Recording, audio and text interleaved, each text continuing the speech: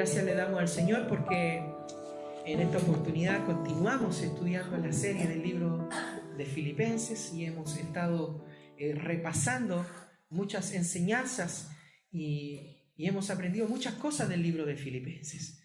Y hoy, amados hermanos, seguimos avanzando a lo que es el libro de Filipenses. Hablamos de algo que muy pocos comprenden o muy pocos entienden, y es el tema netamente de lo que es el contentamiento. ¿Qué es el contentamiento? El contentamiento, amados hermanos, es una virtud muy apreciada, pero a la vez es una virtud totalmente esquiva. Pese a que solo surge de una relación correcta entre Dios y en confiar en su providencia soberana, en su amor soberano y en su determinada paciencia con nuestras vidas. Las personas, amados hermanos, y esto es a nivel general, las personas intentan o insisten más que nada en buscarla donde es imposible hallarla. Donde es imposible hallar el contentamiento, téngalo por seguro que allí va a haber mucha gente tratando de buscar el contentamiento en donde es imposible hallarla. Hay gente que busca el contentamiento en lo que es el dinero, en lo que es las posesiones, en lo que es lo material, en lo que es la fama e incluso hasta las relaciones. Tratan de buscar las personas el contentamiento. Amados hermanos, en el trabajo. Me gusta este trabajo y me trae contentamiento porque tengo un buen salario, ¿no es cierto? Mis compañeros me respetan y me siento agradable aquí. Me contenta mi lugar de trabajo. O incluso, amados hermanos, en la ausencia de dificultad. Si una persona no pasa dificultades, si una persona tiene ausencia de dificultades, esa persona es la más contenta del mundo. O trata de buscar el contentamiento fuera de las dificultades. Sin embargo, amados hermanos, definido así, el contentamiento, amados hermanos, es totalmente inalcanzable. En el mundo caído en el cual nosotros estamos, amados hermanos, resulta imposible estar exentos de problemas. Y es verdad. Jesús lo dijo de una manera totalmente clara. Dijo, en el mundo tendréis aflicciones, pues confiad, yo he vencido al mundo. Amén.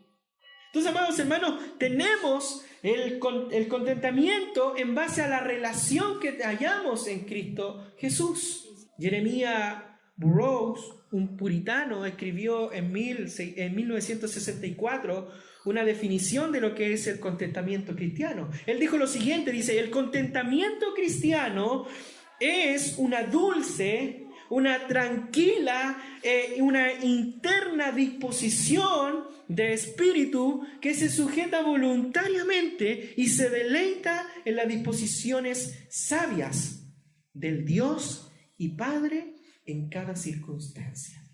Esa es la definición que le da este puritano a lo que es el contentamiento. Ahora bien, la Biblia, amados hermanos, dice mucho sobre el tema del contentamiento. La Biblia habla por muchos lugares lo que tiene que ver con el contentamiento. Por ejemplo, Pablo le escribe a Timoteo, en 1 Timoteo capítulo 6, versículo 8, Pablo le habla a Timoteo y le dice, así que teniendo sustento y abrigo, estemos contentos con esto. Está hablando de contentamiento. Una idea que repite también el autor de la carta y el libro de Hebreos, cuando dice en Hebreos capítulo 13, versículo 5, dice que sean vuestras costumbres sin avaricia. Dice, contentos con lo que tenéis ahora. E incluso, amados hermanos, Pablo dice, allí en 2 Corintios capítulo 12, versículo 10, dice Pablo, por amor a Cristo me gozo en las persecuciones y en angustias. Amados hermanos, la Biblia no solo considera el contentamiento como una virtud, no tan solamente lo considera como una virtud, sino que también lo establece como un mandato. Y antes de Pablo terminar hablando sobre su carta a la congregación de los filipenses, Pablo, amados hermanos, Pablo quería expresar la profunda gratitud que él tenía, el profundo gozo que él sentía, amados hermanos, en relación especial con lo de la fundación de la iglesia que fueron los filipenses. Es por eso que habían pasado como 10 años desde que el ministerio de Pablo en Filipos diera como fruto la fundación y la creación de esta iglesia en esta ciudad. Amados hermanos, los filipenses les habían ofrecido su apoyo, le habían presentado su apoyo generoso cuando salió Pablo ahora de Filipos para ministrar en las ciudades de Tesalónica y Berea.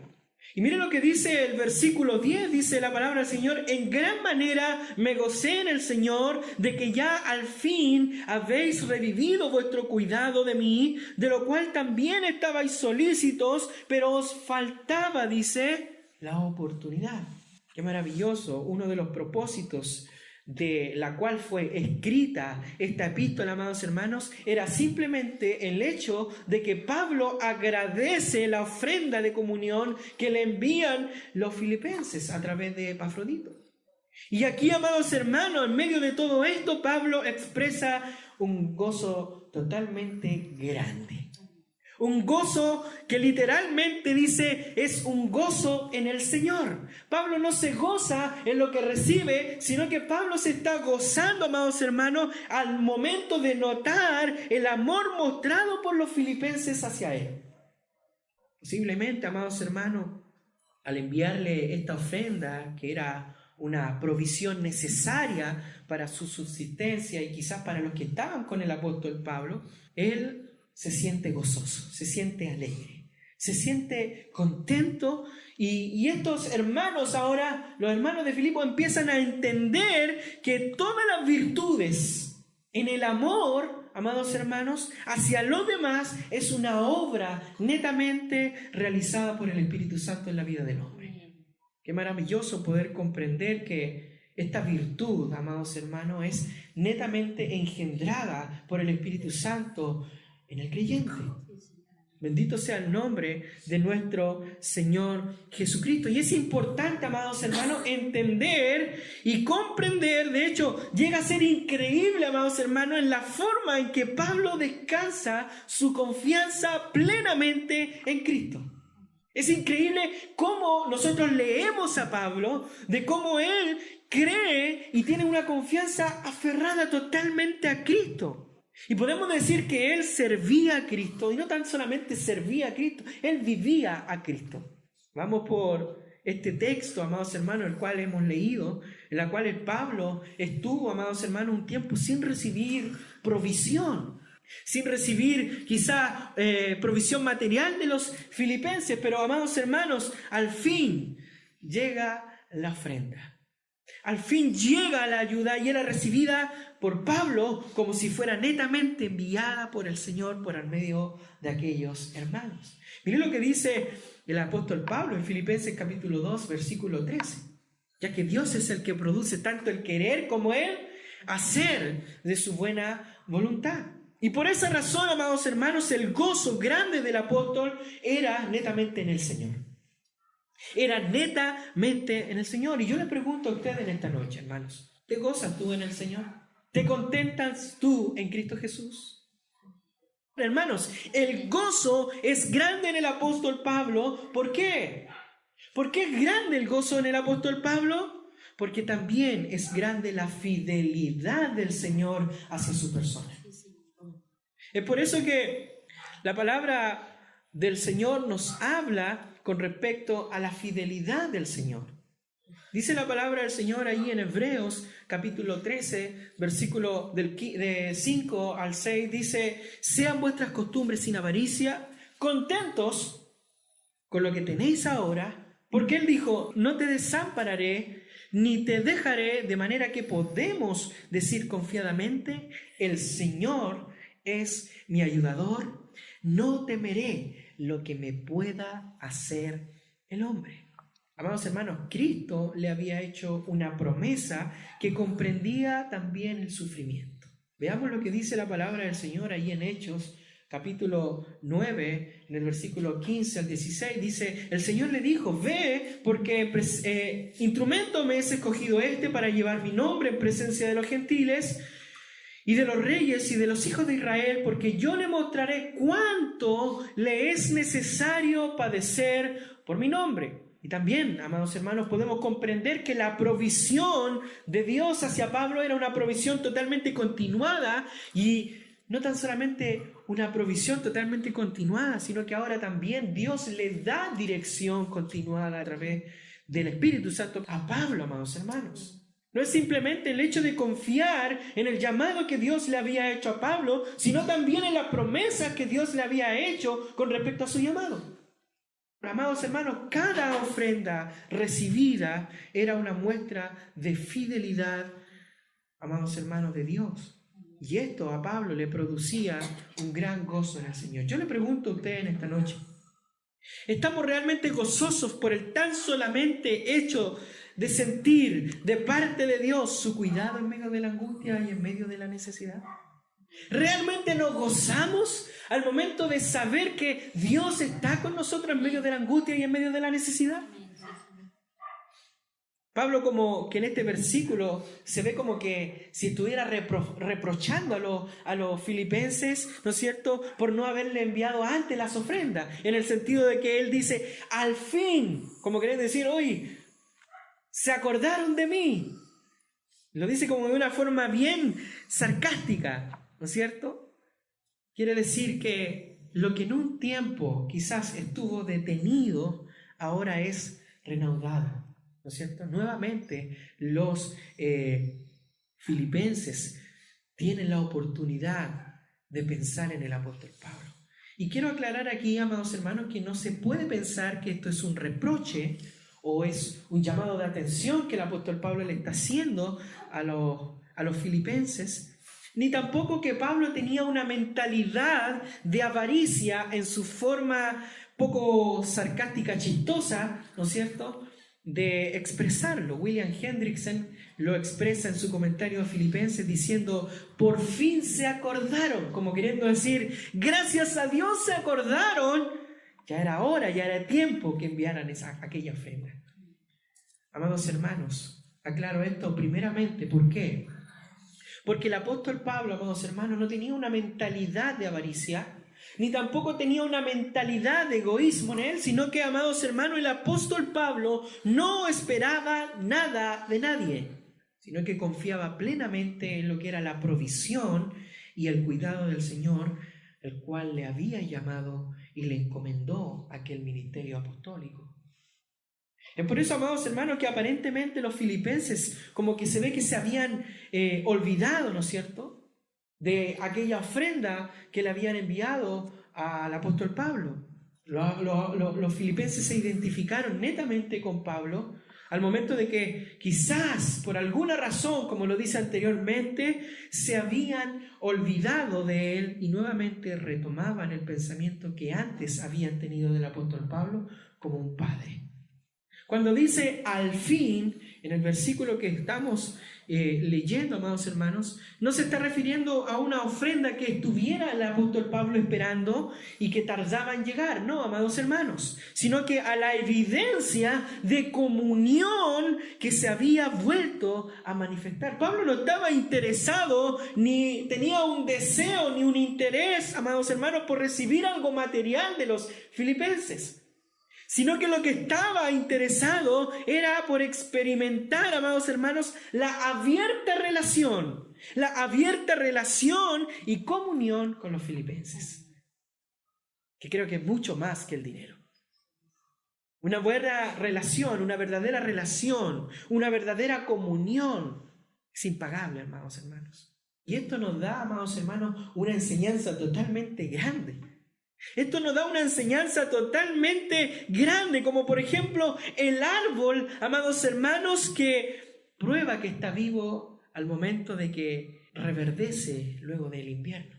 Un árbol demuestra que está vivo cuando pasa el invierno, ¿cierto? Pasa el frío, sus hojas se caen. ¿Cómo sé que ese tronco que está allí parado en medio de la calle está vivo? simplemente porque cuando pasa el invierno empieza a reverdecer. Me doy cuenta que el árbol tiene vida. Así también, amados hermanos, es el creyente. La vida del creyente prueba su vida y prueba que está en vida por el fruto y la comunión que éste genera.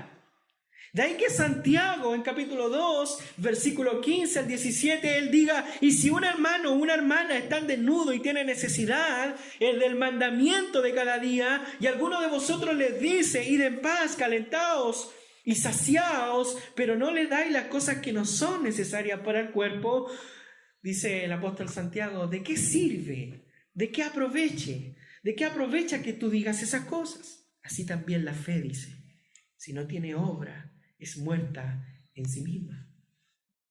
Hermano, la evidencia de la vida espiritual de los filipenses se mostraba en el cuidado que tenían hacia el apóstol Pablo. Bendito sea el nombre del Señor. Los filipenses tenían deseos, tenían interés por Pablo, solamente que les faltó la ocasión para mostrarlo. Y quizás la demora de esta ofrenda no era por una indiferencia. Y quizás la demora de esta ofrenda no era tampoco por dilación en el tiempo, de que no había quizás cómo llevarle la ofrenda. No, amados hermanos, simplemente no era fácil en ese tiempo, en aquel tiempo, encontrar a alguien que llevara una ofrenda, alguien que estuviera a disposición para poder ahora ir desde Filipo a Roma a poder estar o llevar aquella ofrenda. Miren lo que dice el versículo 11, y es interesante lo que dice la palabra del Señor. Dice: no lo digo porque tenga escasez, pues he aprendido a contentarme cualquiera sea mi situación. ¿Y usted? Amados hermanos, el apóstol Pablo había sido entrenado, había sido enseñado a lo largo de su ministerio a vivir y ser totalmente independiente de las circunstancias que él estuviera viviendo, de modo que la escasez, o tal vez mejor, amados hermanos, en la miseria, a él no le privaba el gozo. Él podía estar sufriendo, pasando necesidad, pasando hambre, o quizás en la abundancia, amados hermanos, con problemas, con persecución, pero eso, amados hermanos, no le quitaba el gozo, no le quitaba el contentamiento. Y es interesante, amados hermanos, que los filipenses debían entender que las palabras, las cuales el apóstol había escrito recientemente, las que leímos, no fueron motivadas, amados hermanos, por la situación de necesidad que él estaba, o simplemente por la ofrenda que le estaban entregando,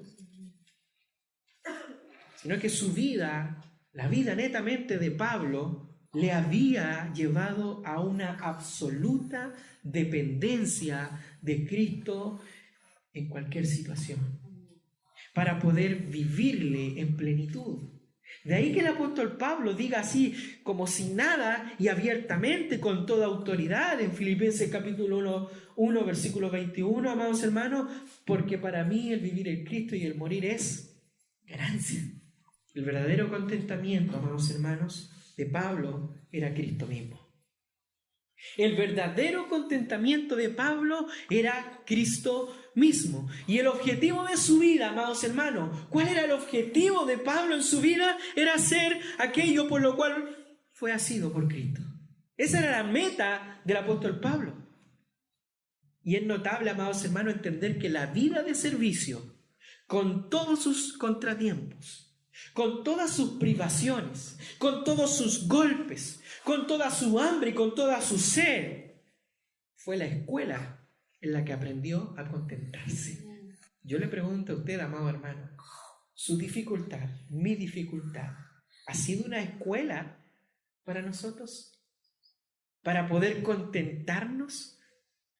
¿O ha sido una escuela en la cual solamente hemos ido a reprobar en base a nuestras críticas en contra de Dios porque Dios no nos responde? Y es interesante, amados hermanos, con todo lo que quizá esté pasando usted, amado hermano, ¿ha aprendido usted a alegrarse? ¿Ha aprendido a gozarse? Hermano, no importa la situación. No importa la situación, el siervo de Cristo descansa en su Señor. Bendito sea el nombre del Señor. La experiencia, amados hermanos, de conversión y las pruebas del servicio fueron, amados hermanos, la escuela de la dependencia que le capacitó al apóstol Pablo para esperar solo en Dios. Miré lo que dice Hechos capítulo 9, versículo 16. ¿Cuál fue la promesa que Dios le dio? Porque yo le mostraré cuánto le es necesario padecer por mi nombre. Es importante, amados hermanos, entender que el Señor está en su trono. Es importante comprender que Dios está en su trono y que por tanto el siervo o los siervos, amados hermanos, descansan confiadamente en quien tiene todos los recursos espirituales y materiales para dárselos en su debido tiempo. Bendito sea el nombre del Señor. Es importante comprender, amados hermanos, amadas hermanas, que la vida de servicio es también una vida de sufrimiento. La vida de servicio es también una vida de sufrimiento. Es por eso, amados hermanos, que en ella, solamente en ella, amados hermanos, nosotros podemos encontrar el gozo. ¿Para qué? Para que podamos ser semejantes al siervo de los siervos, al Señor de los señores, y este es Jesucristo. Es por eso que el pensamiento del que sirva a Dios debe ser, amados hermanos, aquel pensamiento que declara el mismo apóstol Pablo en 1 de Timoteo, capítulo 6, versículo 8. El pensamiento de aquella persona que confía en Dios y que vive en Dios debiera ser este pensamiento. Así que, teniendo sustento y abrigo, estemos contentos con lo que tenemos. ¿Sabe cuál es el problema del consumismo hoy en día? ¿Cuál es el problema de lo que la persona quiere saciar su vida y no lo encuentra? Es que hay un vacío en el hombre que solamente Dios puede llenar. Y el hombre intenta llenarlo con las cosas materiales y quizás son temporales, pero no son eternas, como el gozo del Señor en la salvación. Pablo, amados hermanos, estaba contento y se lo expresaba a los filipenses, y él utiliza un verbo que es totalmente notable, que va ligado a lo que es un adjetivo en el cual él dice, habla de alcanzar, habla de bastar, dice. Él se basta a sí mismo, él está contento de su situación, no de una manera orgulloso, sino que lo expresa como lo dice en el versículo 12. Mire lo que dice el versículo 12, dice, sé vivir, dice, humildemente y tener abundancia. En todo, dice, y por todo estoy enseñado, así para estar saciado como para tener hambre, así para tener abundancia como para padecer necesidad, amados hermanos. Y es interesante, amados hermanos, apreciar las veces. Nótese usted las veces que él repite la misma expresión en este versículo 12, sé vivir, dice. Sé vivir. Y esto quiere decir, amados hermanos, que él prácticamente había aprendido en la escuela del Señor. Es como si él dijera, una persona que busca el secreto de algo, ¿no es cierto? Es como cuando esa persona dice, he aprendido el secreto de la oración, por ejemplo. He aprendido el secreto de cómo arreglar esto. El apóstol Pablo lo dice de una manera, él dice, he aprendido a vivir. Él sabe, él ha aprendido a través de todo lo que pasó el contentamiento, el secreto del gozo. Pablo, amados hermanos, estaba preparado para vivir en humillación o vivir humildemente. Y eso, amados hermanos, tiene un sentido totalmente grande. El vivir humildemente o el vivir humilladamente es el sentido de estar totalmente empequeñecido. Por algo el apóstol dice, ya no vivo yo, sino que ahora uno más grande vive en mí. Qué maravilloso es poder comprender, amados hermanos. Y es notable cómo el apóstol Pablo trata de decir de que era un pequeño bajo la sala de Dios. Era un pequeño delante de la soberanía de Dios, lo cual, amados hermanos, no podía ser menos para quien vivía en Cristo. De ahí que él pueda decir libremente lo que dice en Filipenses capítulo 1, versículo 21. Ya no vivo yo, Cristo vive en mí. Es importante, amados hermanos, comprender el alcance. Basta con varios versículos como para poder entender lo que Pablo aprendió. Mire lo que dice en 2 Corintios capítulo 6, versículo del 4 al 5, dice la palabra del Señor. Antes bien, dice, nos recomendamos en todo como ministro de Dios. Dice, en mucha paciencia, en tribulaciones, en necesidades, en angustia, en azote, en cárceles, en tumultos, en trabajos, en desvelos, en ayuno. Qué tremendo. Hermanos, sabemos que no es fácil pasar necesidad. Sabemos, hermanos, que no es fácil pasar necesidad. No es fácil pasar necesidad y a la vez sentir gozo. Que se le muera un familiar hoy día y que esté muerto de la risa. No es fácil, e incluso suena totalmente ilógico. No calza, por un lado, estar contento y a la vez estar triste. No es fácil, amados hermanos. Pero ¿sabe?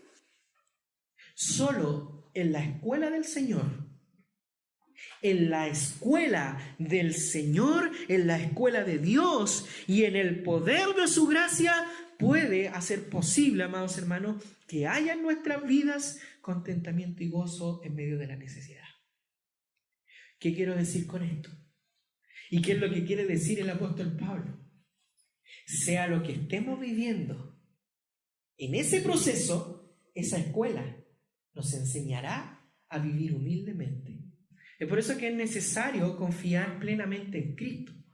Es necesario, amados hermanos, que confiemos en aquel que se entregó por nosotros, en aquel que nos proveyó su mano en medio de la oscuridad, en aquel que fue clavado en la cruz del Calvario simplemente por unos miserables como nosotros. Qué grande es la misericordia de Dios.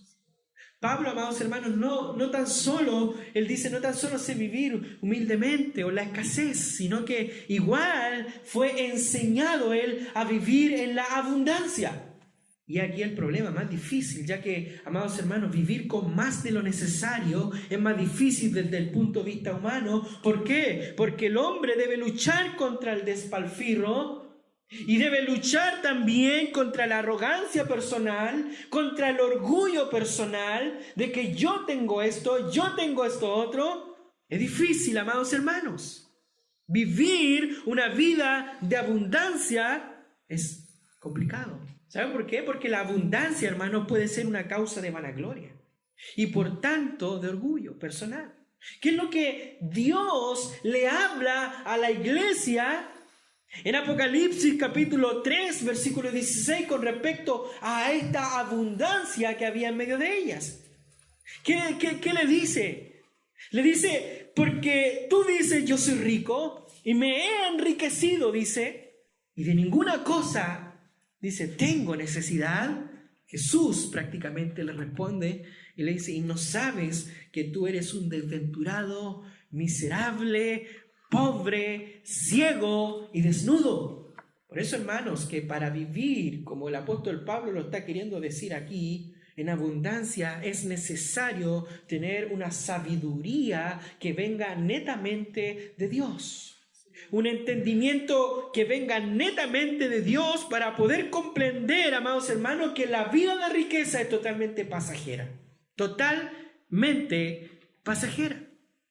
¿Qué es lo que enseña Santiago en la capítulo 1, en el versículo 11 de la epístola? Dice, porque cuando sale el sol con calor abrasador, la hierba se seca, su flor se cae y perece, dice, su hermosa apariencia. Y hace una connotación con la vida del hombre y dice, así también se marchita el rico con todas sus empresas. ¿Cómo podría vivir humildemente sin contristar a Dios, sin altercar contra Dios? ¿Y cómo podría vivir con abundancia sin jactarme de lo que tengo, amados hermanos? La enseñanza aquí, amados hermanos, del apóstol Pablo hermano, es totalmente íntegra. Es una enseñanza totalmente íntegra que abarca todo y en todo. De ahí que el apóstol Pablo dice, en todo y por todo estoy enseñado. Es como comúnmente nosotros decimos, era un 4x4. Pablo había aprendido el secreto de cómo vivir en cualquier circunstancia y bajo cualquier forma en el gozo de Dios. Fuera del gozo de Dios, lo único que el apóstol Pablo hubiese escrito, amados hermanos, es siempre lloriqueo, lloriqueo, lloriqueo y lloriqueo. Cuán grande enseñanza es esta de confiar plenamente nuestras necesidades y nuestra abundancia en las manos soberanas de Dios. Cuán grande es esta enseñanza, amados hermanos, de ser dependientes de Dios. Depender de Dios en todo y por todo. Es un privilegio y una bendición ser capaces, hermanos, de aceptar con gozo. Oiga bien, con gozo cualquier situación. Yo le pregunto a usted, ¿acepta cualquier situación con alegría? ¿Acepta usted cualquier situación que usted esté viviendo con gozo? De ahí, amados hermanos, que la oración del sabio en Proverbios capítulo 30, vaya a Proverbios capítulo 30, del versículo 8 al 9. Mire lo que dice el sabio en Proverbios capítulo 30, versículo 8 al 9. Dice, vanidad y palabra mentirosa aparta de mí. Mire lo que dice. ¿Usted podría orar de esta manera? Dice, no me des pobreza, ni me des riqueza. Manténme del pan necesario, no sea que me sacie y te niegue, y diga, ¿quién es Jehová? O transliterado en el lenguaje chileno, ¿y dónde está Dios? O que siendo pobre, hurte o robe y blasfeme el nombre de mi Dios. ¿Podríamos orar de esa manera? Mire lo que dice el versículo 13. Y este es un versículo, amados hermanos, que es muy sacado de contexto. Todo lo puedo en Cristo que me fortalece. El apóstol amado se refirió al aprendizaje de la vida cristiana que le permitía estar con gozo en cualquier situación. Y así, amados hermanos, superar cualquier circunstancia. Sin embargo, para poder alcanzar esa experiencia, amados hermanos, es necesario y es preciso un poder sobrenatural que le permita superar las aflicciones y disfrutar en humildad la bonanza. Y el secreto no está en el apóstol Pablo. El secreto no está tampoco en ningún creyente.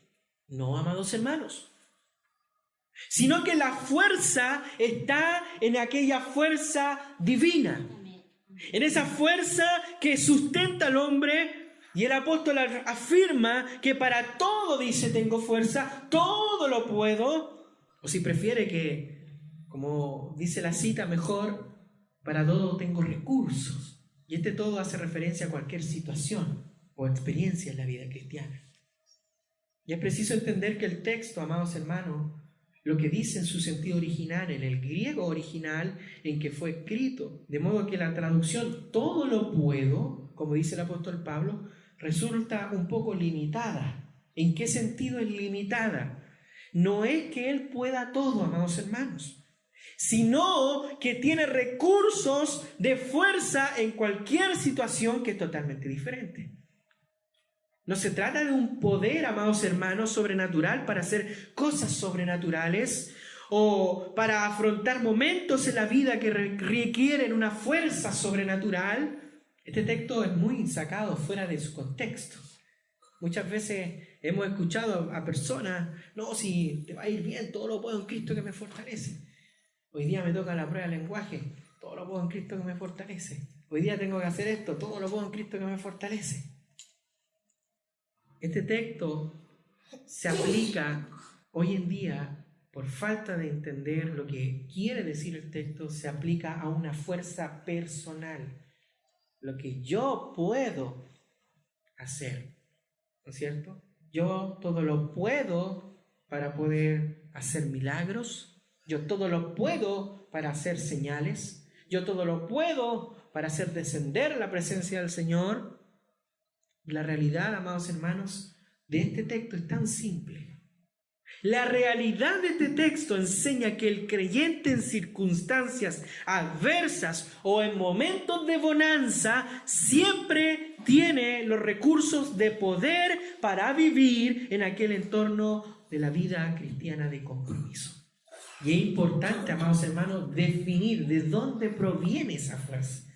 Porque no es una fuerza mía, ya que el evangelio que nosotros creemos no es un evangelio por obras, ni es un evangelio por fuerza propia, sino que es un evangelio netamente por gracia, la cual no somos merecedores. Es importante definir de dónde viene esta fuerza que no nace en el hombre, sino en la fuerza en la cual el apóstol Pablo expresa que viene de manera confiada y entregada, ¿no es cierto?, de parte de Cristo. Es en Cristo donde yo tengo fuerza. Es en Cristo donde yo todo lo puedo. Todo el poder de Dios puede ser experimentado por el hombre creyente solamente a través de Cristo. Fuera de Cristo es imposible. De modo que separados de Él, dice la palabra del Señor, no es posible nada. Y la advertencia solemne que Cristo hace es que separados de Él, esto es en independencia o en ausencia de comunión con Dios o en rebelarse contra Dios, no es posible nada en cuanto a una vida conforme a Dios. O sea, ¿qué quiere decir esto? Que si para llevar fruto y más fruto y mucho fruto es necesaria la aportación del poder divino, y este procede netamente de Jesús, y no cabe duda que un pámpano separado de la comunión de Dios, separado de Jesucristo, no puede llevar fruto por sí mismo. Es imposible, amados hermanos. Asimismo, los cristianos, asimismo nosotros, amados hermanos, tampoco podemos vivir una vida victoriosa separado de Jesús. Este separado de mí, que Jesús está hablando, es un equivalente afuera de mí, o sea, Jesús por un lado y el hombre por otro lado. Cuando el creyente, amados hermanos, haga por sus propias fuerzas, sin recibir la provisión de poder y de vida en Cristo, será simplemente, amados hermanos, apariencias piadosas. Será simplemente obras humanas que no glorifican a Dios. Fuera de la gracia, amados hermanos, el cristiano no solo puede producir nada, sino que él mismo es nada. El apóstol Pablo dice en 1 Corintios capítulo 15, versículo 10, pero por la gracia de Dios soy lo que soy. Y su gracia, dice el apóstol Pablo, no ha sido en vano para conmigo. Antes bien, he trabajado más que todos ellos, como queriendo jactarse el apóstol Pablo, pero no se jacta, dice, no yo, sino la gracia de Dios conmigo. Amados hermanos, el poder de Cristo habita en el que depende absolutamente de la gracia. El poder de Cristo habita, amados hermanos, en aquel que depende absolutamente de la gracia. ¿Depende usted de la gracia del Señor? Mire lo que el apóstol Pablo dice en 2 Corintios capítulo 12, versículo 9, lo que Jesús prácticamente le dijo al apóstol Pablo. Y me ha dicho, bástate de mi gracia, porque mi poder se perfecciona en la debilidad. Por tanto, de buena gana, dice, me gloriaré más bien en mis debilidades para que repose sobre mí el poder de Cristo. Amén. Es una enorme bendición, llena de paz, que el alma del creyente sepa, amados hermanos, que el ayudador, en quien están todos los recursos de poder, está siempre al lado, en todo lugar y en toda circunstancia. Cuando el apóstol Pablo habla en estos versículos que acabamos de leer, amados hermanos, podemos comprender que el contentamiento que el apóstol Pablo tenía en medio de la dificultad era netamente basado en las fuerzas que no provenían de él, sino que simplemente en la gracia de Dios. ¿Quiere usted estar contento y vivir contento y gozoso a través de las pruebas y de las dificultades? El apóstol Pedro dice: acercaos confiadamente al trono de la gracia. De la gracia de Dios proviene la fuerza en la cual el creyente es fortalecido. En la debilidad, dice la palabra del Señor, somos nosotros perfeccionados.